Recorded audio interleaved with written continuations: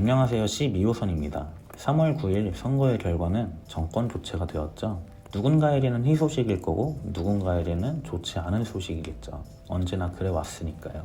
솔직히 저는 누가 정권을 잡던 신경을 안 했습니다. 제 생사에 직접적인 피해만 없다면 누가 대통령이 되던 얼마나 해먹던 신경 쓰지 않죠. 문재인 정부 5년 동안 수혜를 입은 사람도 있을 거고 피해를 보고 지쳐있는 사람도 있는데 문정권의 실패 정책들을 얼마나 개선을 할지 지켜봐야겠죠. 이번에는 정치 초보라는 타이틀과 함께 걱정하는 여론이 많지만 옛말에 선무당이 사람 잡는다고 하잖아요. 주사위는 이미 던져졌고 이번 정권은 올바른 방향으로 흘러가기를 간절히 기도하면서 이번 정치판에서는 어떠한 자세를 가져야 할지 생각을 해봐야 합니다. 윤석열 당선인의 부동산 방향은 공급 물량이죠. 세제를 낮춰서 다주택자의 주택을 시장에 순환시킬 수 있도록 하고 동시에 재건축과 재개발을 활성화해서 서울 수도권 250만호 공급 계획을 공약으로 내세웠습니다. 이에 분양가 상한제는 공공재개발에게만 적용을 시키고 일반 민간 개발에는 분양가 자율화를 해서 건설사들이 수주를 늘리게끔 방향을 제시한다는 거죠. 재개발 재건축이 활성화가 되면 구시가지를 사업 대상지로 선정하겠다는 뜻으로 해석을 할 수가 있겠죠. 이러한 내용들로 해서 1기 신도시 재정비 사업 공약이 있습니다. 1기 신도시는 30년이 지나서 구도심으로 분류를 할 수가 있겠죠. 용적률 상향과 규제 완화로 1기 신도시 5곳, 총 10만 호를 추가 공급을 하겠다.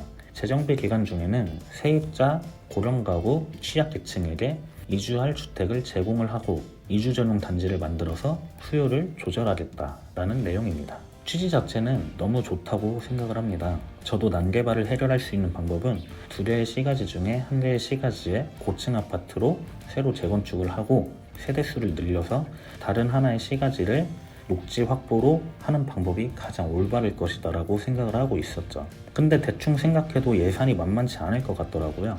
그래서 이 공약을 어떻게 실천할지 잘 지켜봐야 할 필요가 있겠죠. 그리고 두 번째로는 수도권 30분 출근 시대라고 해서 GTX 노선을 연장을 하는 거에 대한 공약이 있었죠. 사실 저는 이 공약에 대해서는 약간 부정적인 시선이 있습니다. 서울 직결 교통망의 의미는 베드타운과 일자리의 연결수단일 뿐이고 실제로 강남의 업무, 상업시설을 타도시가 따라가기에는 현재로서는 역부족이고 엄청난 기간이 소요되는 것은 누구나 다 알고 있는 내용입니다. 하지만 2기 신도시와 3기 신도시 개발이 자족 기능을 넣어서 서울에 밀집되는 인구 분산을 유도하는 것이 목적이죠. 그래서 노선 연장은 미래 목적성이랑 상이하지 않나 싶습니다. 현재 신도시가 서울 주요 도심부와의 직결로 인해서 토지의 미래 가치를 판단하는 시기는 맞는데 국토계획과는 맞지 않은 내용이 아닐까 싶어요. 차라리 수도권 신도시로의 기업 입주 유도 또는 스타트업 혜택 이렇게 입주 기업에 맞게 인프라를 구축해준다는 내용으로 공약을 걸었다면 조금 더 좋지 않을까 싶었습니다. 제2의 강남을 만들겠다라고 하는데 제2의 강남을 만들기 위해서는 강남에만 밀집되어 있는 것이 아니라 기업 자체를 분포를 시켜야죠. 그래서 각 지역별로 분포되어야 하는 모든 도심의 일자리의 인프라가 구축이 되어야 된다고 생각합니다. 이러한 전반적인 부동산 정책을 설계한 분이 있는데요. 바로 서강대 김경환 교수입니다. 2015년도 박근혜 정부 때 국토교통부 1차관에 임명된 이력이 있고 이번 윤석열 당선인의 부동산 공약 총괄 설계를 하였다고 합니다.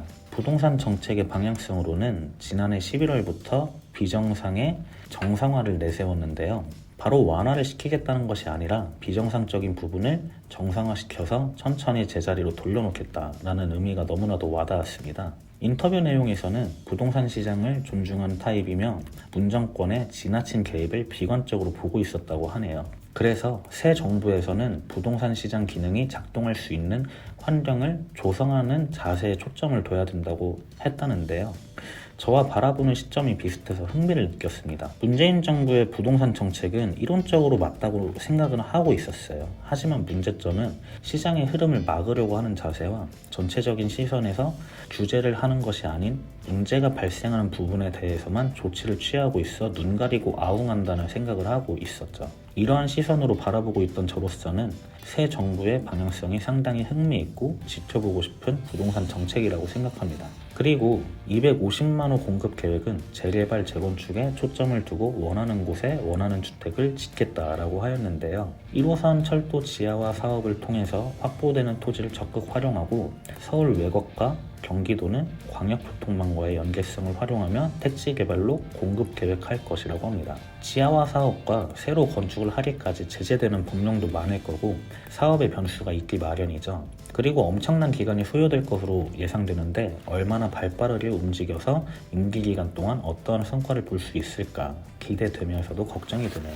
그리고 재개발 재건축 사업이 다시 진행이 되면 토지가 보상에 따른 공급 분양가로 인해서 집값 상승이 될 것이다 라는 일각의 의견도 있죠. 하지만 건설사들의 수주가 많아지고 민간 건설사들의 자금 순환이 확보가 된다면 분양가 자율이라 할지라도 적정선에서의 공급이 가능하실 거다 라고 기대를 해봅니다. 1기 신도시 재개발 사업에도 긴 기간이 소요가 되겠지만 특별법을 제정해서 4차 산업혁명과 연계해서 스마트 도시로 업그레이드 한다고 하니 1기 신도시 또한 새롭게 변화하는 모습을 기대할 수가 있겠죠. 다만 여기서 걱정되는 건 3기 신도시 사업도 있고 문정권 후반 대규모 공급 물량으로 인해서 아직 사업 착수조차 못한 지역이 많은데 어떻게 연계를 할지 아니면 어떤 사업에 우선순위를 둘지에 대해서는 미지수라는 거죠.